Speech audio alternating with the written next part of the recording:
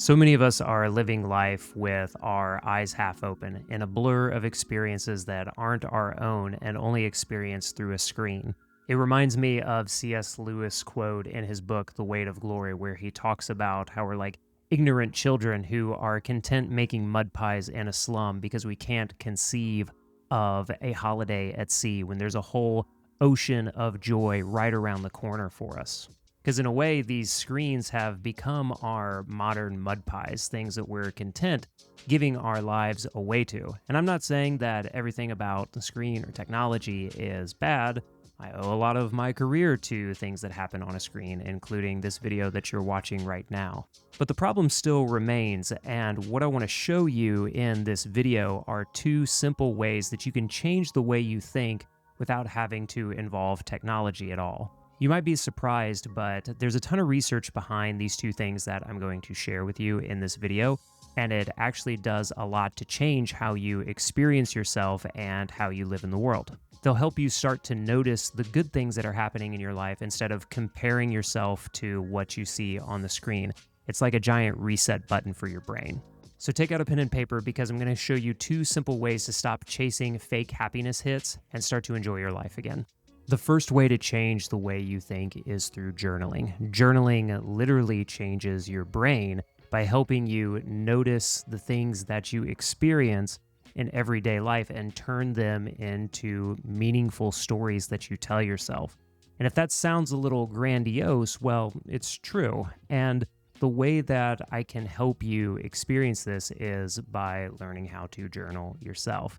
And this isn't about keeping a diary or doing the Julia Cameron artist's way 2 pages of free-flowing thought per day.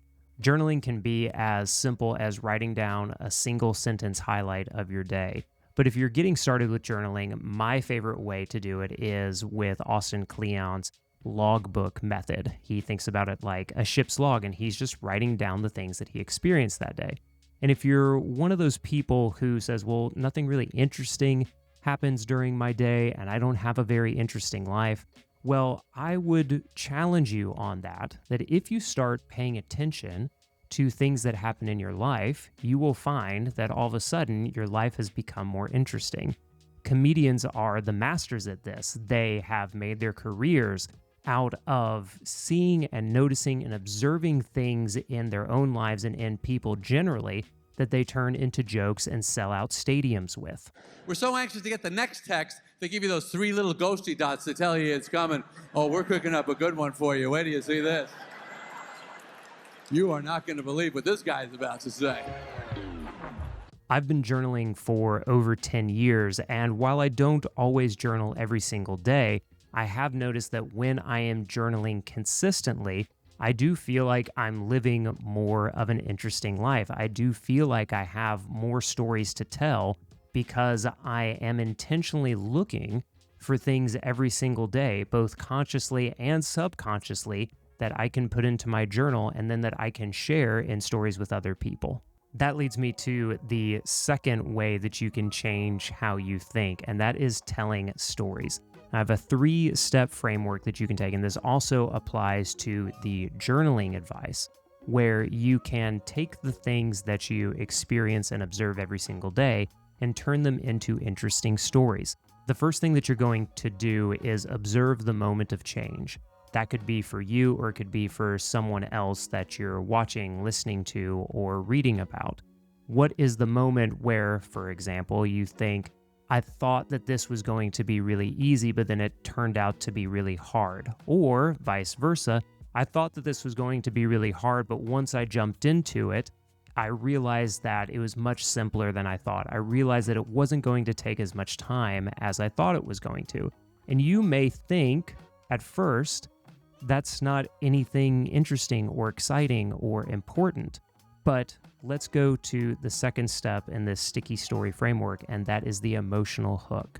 Because if you're thinking about this very first moment of change story, I thought this thing was going to be easy, but it turned out it was more challenging than I thought. It was a lot harder than I expected. The emotional hook is well, how did you respond? What did you think about? How did you feel? And most people, myself included, are going to say, I don't know when I'm going to publish this because it feels too raw. Well, I got frustrated and ashamed and angry because I realized I didn't quite have what it takes, and that was even worse because I thought I did have what it took to make this thing easy, but I didn't, and that made me sad and frustrated and angry.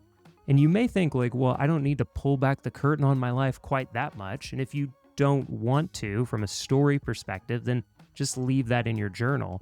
But I would challenge you with this: who among us, hearing a story like that, whatever the topic is, aren't going to hear it and think, yeah, I've been in that situation.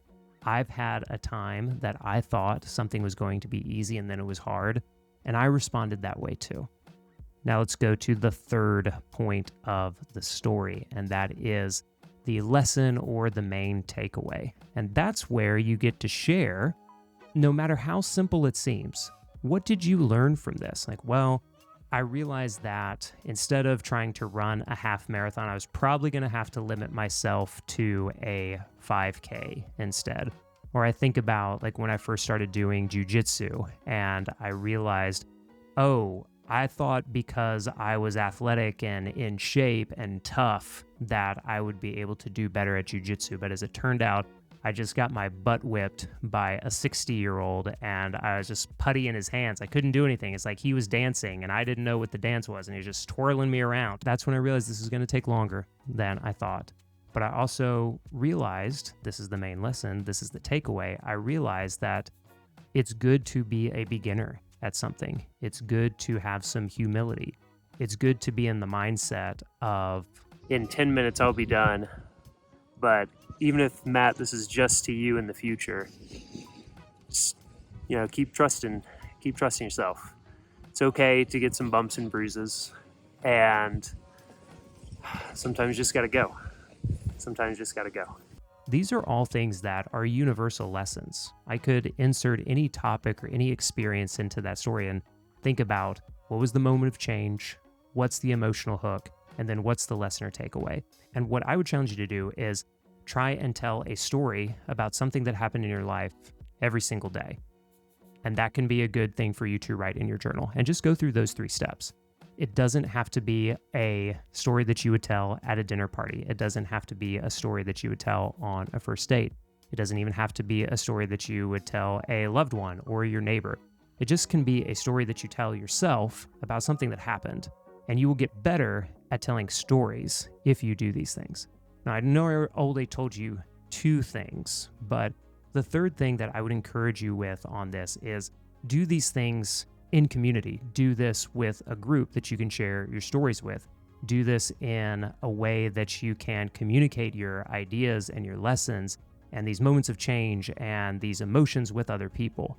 Because in a very rapidly changing technological world, and when we can connect with anybody over the internet, the things that make us really human, the things that really connect us and make us feel alive, are things that we can do together. And that's why I wanted to go with these 3 things specifically: journaling with pen and paper by hand, telling stories and observing the things that we experience, the things that are happening in everyday life, and then sharing those with other people in community. Those are 3 things that honestly AI can't touch. These are 3 things that you don't need any technology to do. And they're 3 things that make us and make you uniquely human. So I hope you try these 3 things out. Let me know in the comments which ones connect the best with you, which ones you might have questions with. And for journaling specifically, make sure you watch this video right here about 5 different journaling methods.